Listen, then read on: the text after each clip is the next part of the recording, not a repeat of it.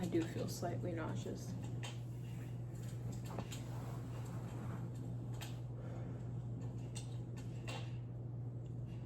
The quote is, "Do not weep, do not wax indignant, understand."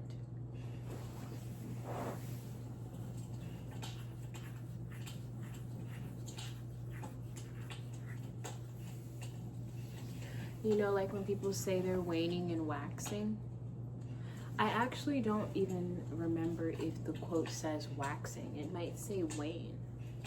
Do not weep, do not wane. But I like wax. And perhaps wax is actually what it is. Or maybe neither. What I do know is that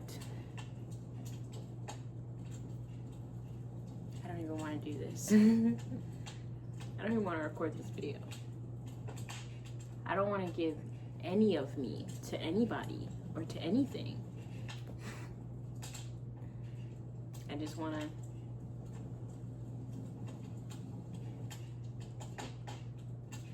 say fuck it. Flip the tables, you know?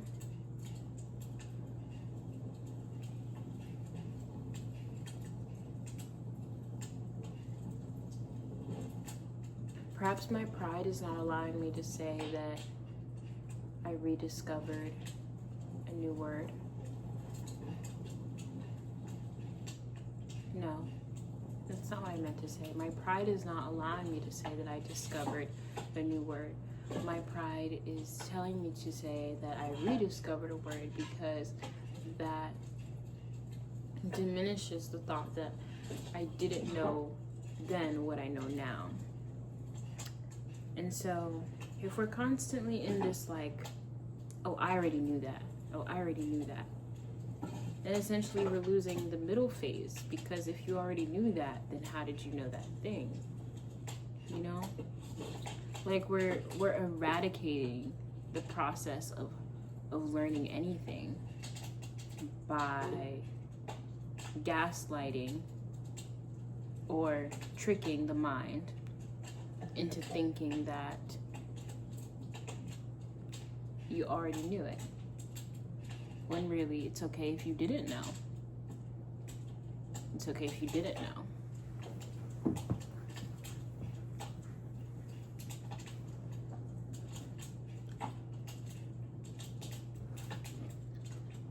I made sugar cookies. They're like really good. But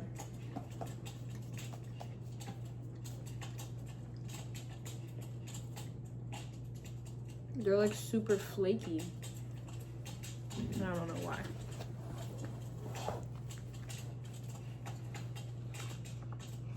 This is my painting right now. When I thought of the quote, it reminded me of this painting. Even though I had already painted this, there's another painting behind this, or a drawing, but I'm using the back of the frame as like a standstill. Definitely the horns and the fruit are my favorite part. The woman on the bottom right, her neck is really accentuated. I want to work more on her face. I love the horns next to her.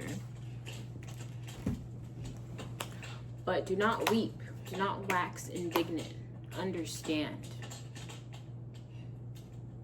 I think that I was born with a certain amount of privilege, which is actually hilarious that I'm starting off this sentence saying that, because perhaps anyone in my social circle or family would say that this is completely untrue.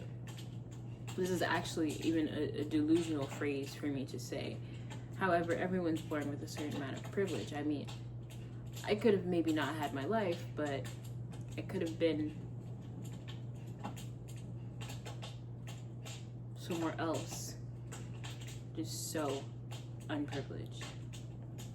Which even me acknowledging that takes a certain amount of privilege to say,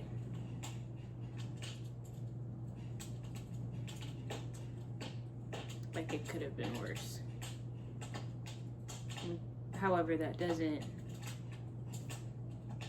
balance out the reality. That doesn't negate the reality of all that I've experienced.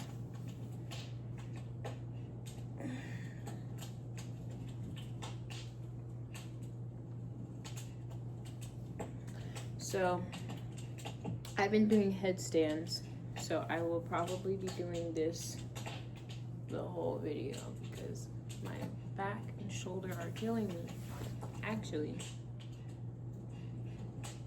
And that's okay. I'm learning. It means my muscles are getting used to it. I think in the past I definitely put way too much pressure on my head. Sometimes I still put too much pressure on my head. When I do my yoga flow, that helps me to focus on making sure there are not much pressures going on my crown, and that I'm holding my weight with my forearms and my back. And that's how you know you're holding your weight up, because things hurt.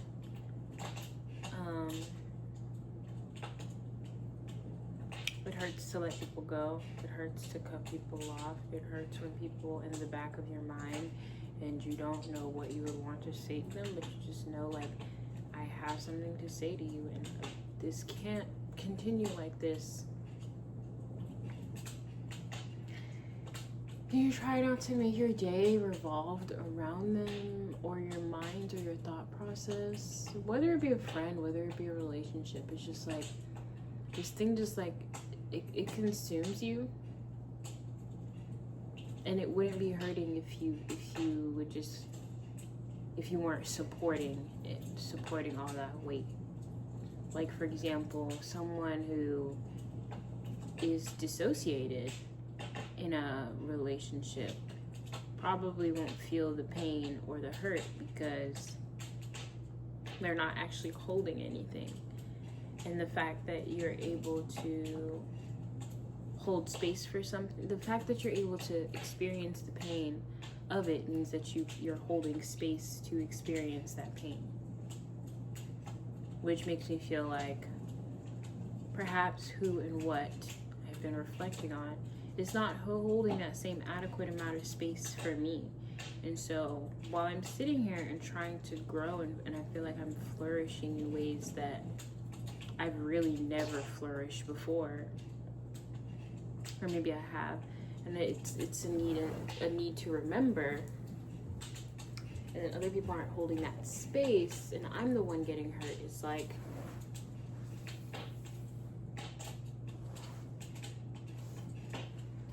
and then what are situations where I've been that person?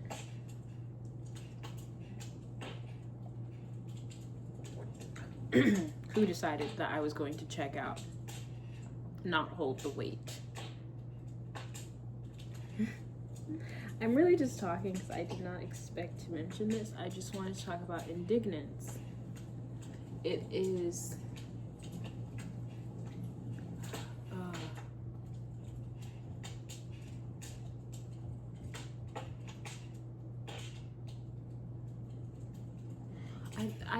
there's a word that's at the tip of my tongue.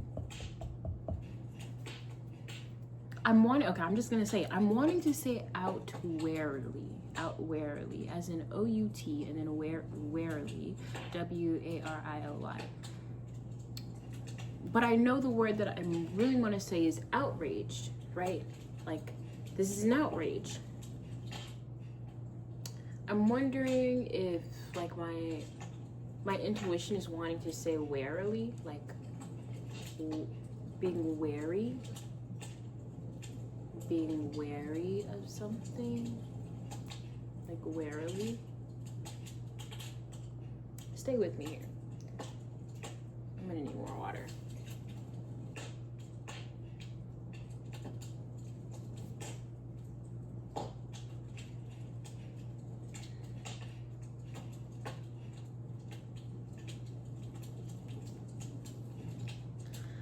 Warily.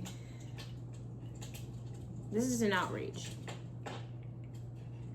I know that for a fact that what I'm going through, it's not fair. And anyone given these cards would sit here and say, you wanted me to lose. You could possibly wanted good for me. And why me? Why this? Why all this trudging? Why can't it just be like almost easy? Now I forgot what word. Indignant. So yeah, it is an outrage towards perceived unfairness or unruliness.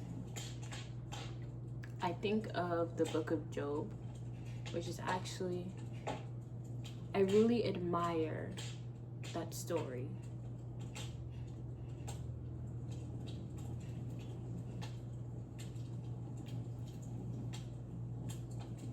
I want to say religion aside, but I honestly feel like that shouldn't matter. I love that story. Not because, like Job sat there and took it like a bitch. No, that's not what I mean. I just mean like I love that story. There really wasn't an ounce of indignance in him. Isn't that funny? How everything was taken away from him. He was stripped down to the bone. The only thing that you can't have is my life. And he was stripped down to the bone. Not once did he curse at God. However, I'm trying to remember at the end of the story. Right, at the end of the story, I believe Job asks God like why, like what is, like why me, like what's going on? And then God shows him this vision, and this is all nuance here because I'm not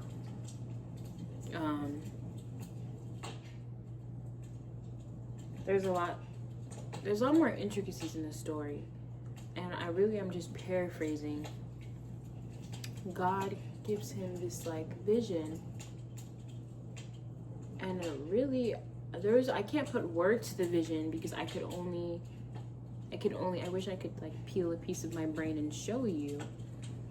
But to me, the way it's described is this whirlpool. And imagine you start from a singular seed, and then you go out from a plant to the soil, to the earth, to the oceans, to countries and people and continents, until you are zoomed out so far enough, all you see is the globe, the earth. The globe. The earth. And then you zoom out farther and you see stars and galaxies, and you see the moon, and you see planets and cosmos. And Job isn't given an answer. He's not given an answer as to why. He's just seeing this, he just sees this spectacle. And essentially, that is what life is. It is a spectacle. A beautiful one at that. But it is a spectacle.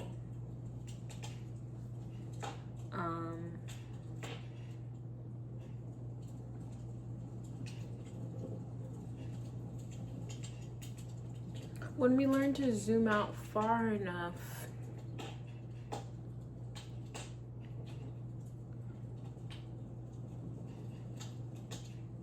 I think that's when we can begin to see you can literally begin to see the nuances. Because if these things are so intertwined and intervened with each other, perhaps you think that proximity, how close you are, helps you to see things more clear. But really, it's this bird's eye view. And even going farther, because we're only human, how much farther can you get from this experience? We're one of the most conscious species alive. We know that we are here.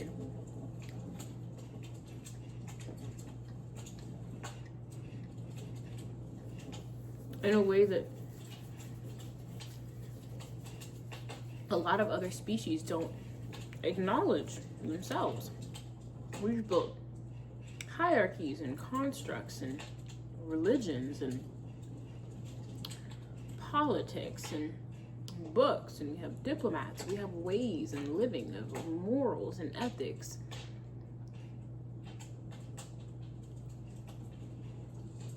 Perhaps we're just too close. We're just looking at these things too face to face to see the peeled back.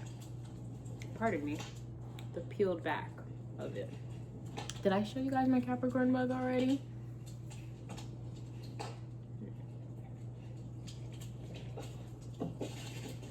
I'm gonna grab more water.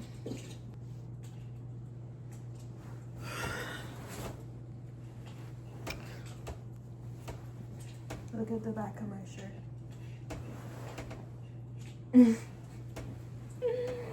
I am about to smark up. Y'all know how I get down. Don't play with me. It's a little waking. Oh, sleeping, babe. I don't work tomorrow. I don't have nothing work related to do tomorrow. So I am at peace. Oh no.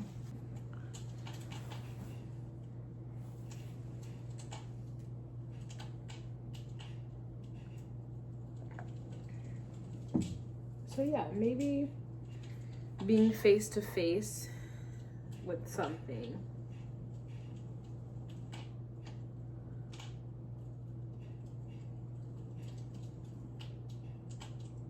Of course, a balance is always what's necessary and recommended.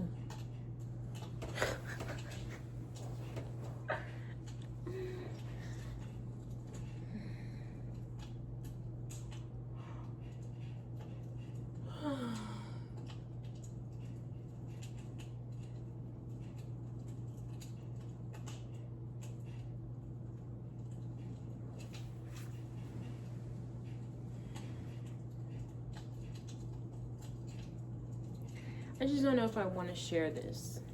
And I think that that's how I started this video. I'm in this space where not sharing myself is it's almost a sense of, I want to say rebellion, but preservation is really where it's at. My mind isn't spinning. And I feel like unless directly contacted, I don't want to just give.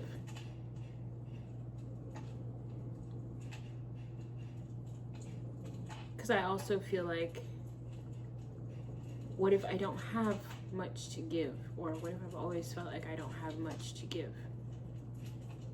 And then I have to go back and think to myself, well, how, you know, when you tell somebody, stop taking from me, I have nothing left to give. Like, on a, I don't want to even know what standpoint this is, but I want to say spiritual or energetic, but like, what is your measurement of how much you can give? Can it be replenished? If we're talking about in terms of energy, do you give and then you recharge to give more? And like, energy is in everything, so that's why it's like, then it gets weird, because it's like, you know, when you're literally like I physically, spiritually, mentally, emotionally, why are my lashes so uneven?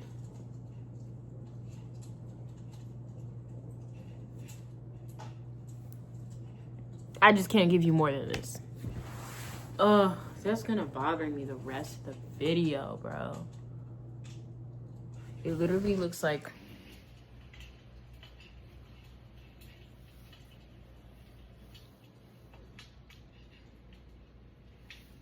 One eye got lashes and the other don't.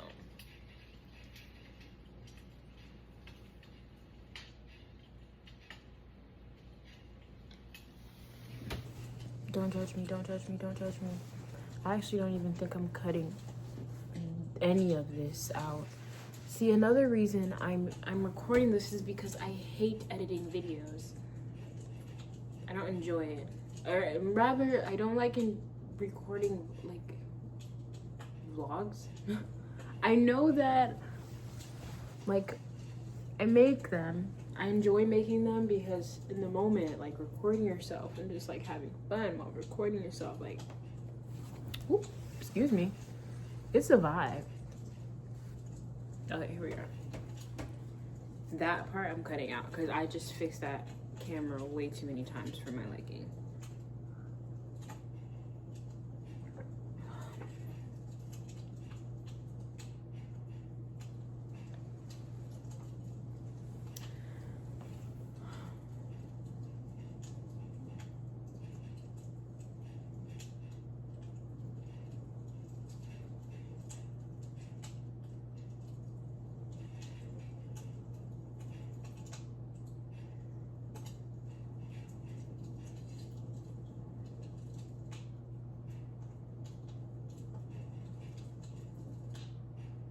I'm not really thinking of anything bad. I'm just taking it in. My face is just, if it's looking expression. They say the face says it all, or the eyes say it all, rather. I think my eyes say a lot, even though my face may not say much. It's always in the eyes, but really, I'm just lost in thought. It's like I'm on a train. No one told me that the train doesn't stop. It's one of those bullet trains. It just keeps going forever and ever and ever. Like a spiritual bullet train. I was talking about how much we give and when is it enough?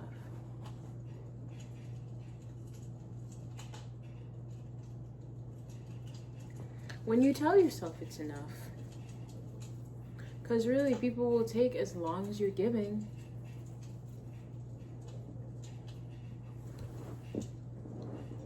We say it all the time, nothing tastes better than free food. But honestly, I've never thought that. I've always felt like buying my own food tastes better because I don't feel like I owe anybody anything back, or I don't feel like I'm indebted to anything. And perhaps that's a response to feeling like kindness, extended kindness, comes with a price tag.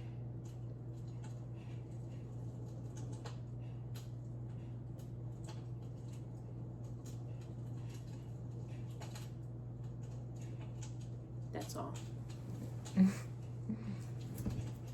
Here we go.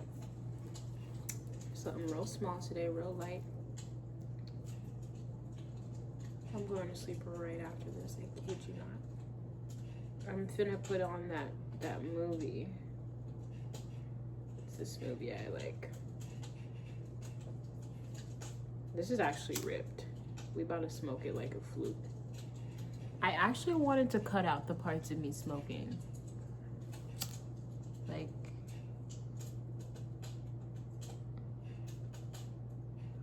get out my face. So, if you're tired of me being cryptic, I think that do not weep, do not wax indignant, understand. She gives you the solution as she clocks your tea. She tells you that your circumstance is not a defining factor. You're like a player in a random game of cards. You didn't choose your cards. That doesn't make you a bad player. Like, we judge our lives based on the cards we're dealt with and not by the hand that plays them. At the same time, I feel like this is a common idea. It's a common idea. People know that it's not the cards, it's how you play. But could we even zoom out a little more and say that it's not the game at all? It's not the game. It's the structure of the game itself. Don't play. You can put the cards down. Or you can play. I don't think there's a right or wrong answer. In a way, no matter what you choose to do, the cards are gonna sit there and they're not gonna change. But you can play them, you can deal them out, you can switch them. Did I just tweezer a leg hair by accident? I did.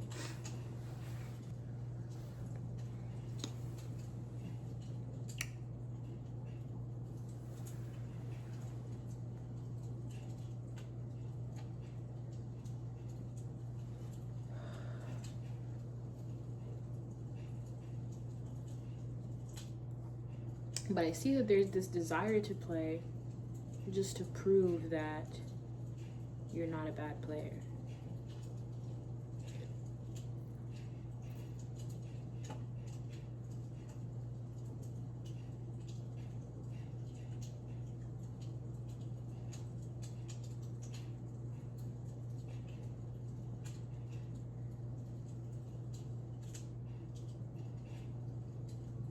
But would it hurt to walk away?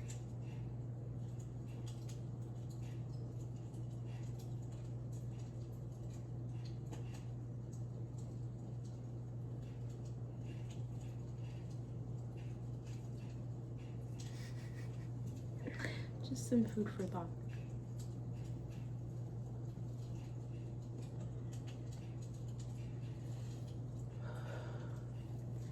I'm not even hitting hard. This shit is just burning my lip.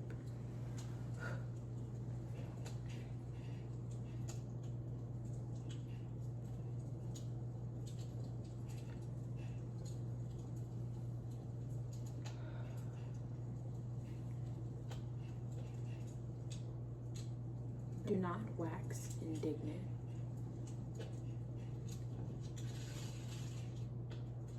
Don't be outraged that don't be outraged that the game seems so unfair. I pulled back from the word life because, okay, yeah, it seems too literal.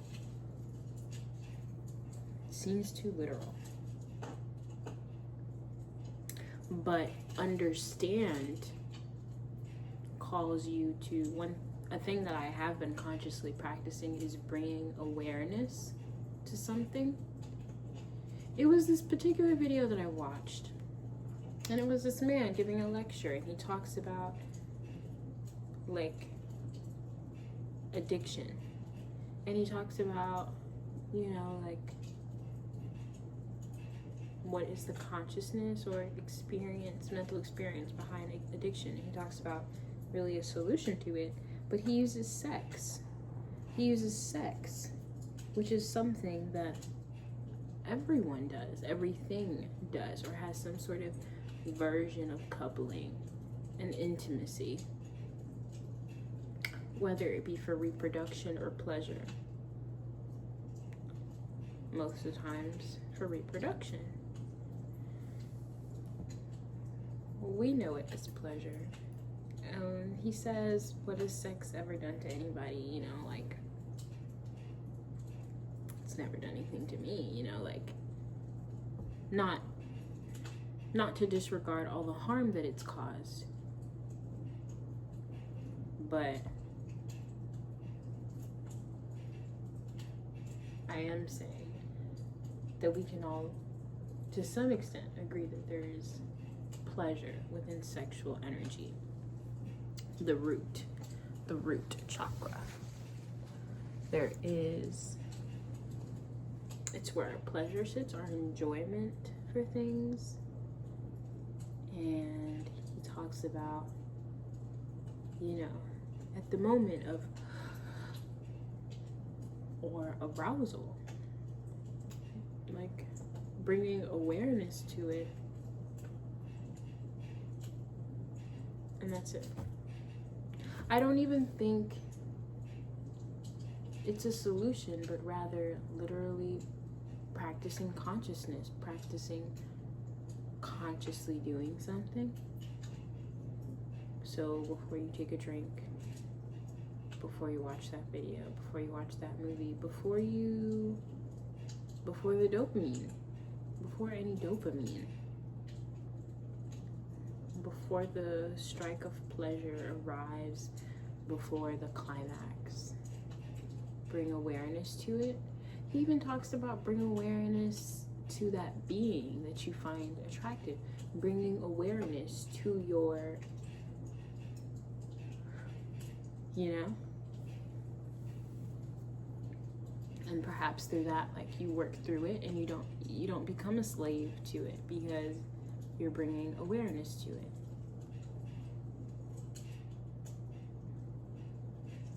And that word is thrown around so much. Like, we bring awareness to so many things, movements, causes, thoughts, emotions, so that we don't become it. Right? Isn't that so interesting? We bring awareness to it so that we don't become it. Because, or at least, I can only speak for myself here.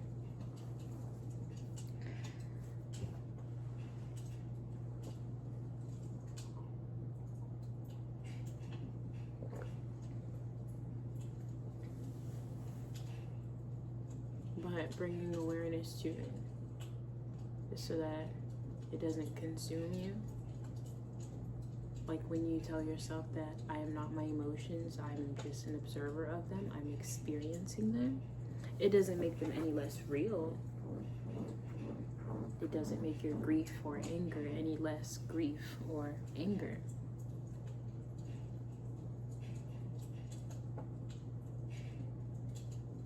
I can say now, at least you know it exists and you know that it sits there.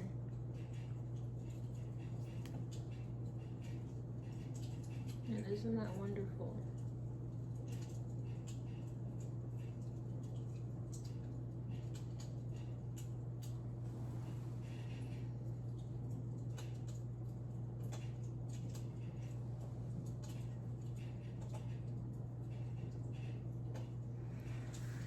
I actually think we're done here. I think we're done here.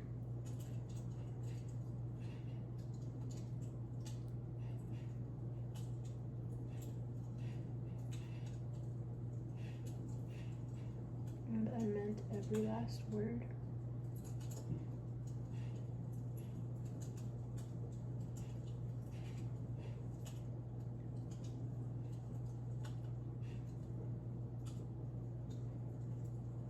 Okay, this was nice.